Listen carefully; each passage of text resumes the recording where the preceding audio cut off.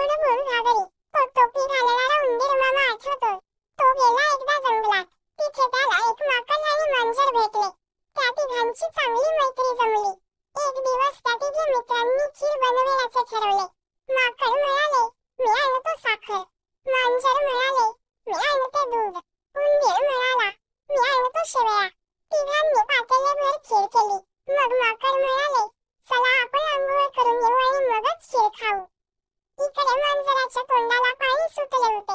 मांजर म्हणाली, तुम्ही जा, मी खीर शिजवते. माकड आणि उंदीर म्हणाले, ठीक आहे, आणि ते दोघे आंघोळ करण्यासाठी जातात. मांजरीच्या तोंडाला पाणी सुटले. ती थोडी खीर खाते. तेवढी खाऊन झाली, पण तिला आणखी खावी वाटली. पुन्हा थोडी घेतली. असे करत तिने सगळी खीर खाऊन टाकली. थोड्या वेळाने माकड व उंदीर आले.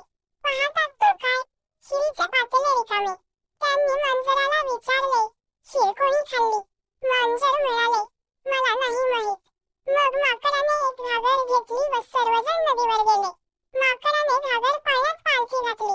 त्यावर उभे राहून माकड म्हणाले, खूप खूप करी वरचे डोंगरी, मी खीर खाल्ली तर बुड घागरी. पण घागर काही बुडाली नाही.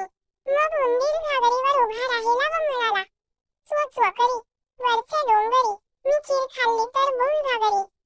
पण घागर काही बुडाली नाही. आता मांजराची पाळी आली. मांजर खरे तर घाबरले होते. कसेबसे ते घागरीवर उभे राहिले व म्हणाले, म्यानो म्यानो करी वरचे डोंगरी, मी खीर खाल्ली तर बुड घागरी. पण काय आश्चर्य, घागर पाण्यात बुडाली. चोरून खीर खाल्ल्याची मांजराला शिक्षा मिळाली. तात्पर्य, नेहमी खरे बोलावे.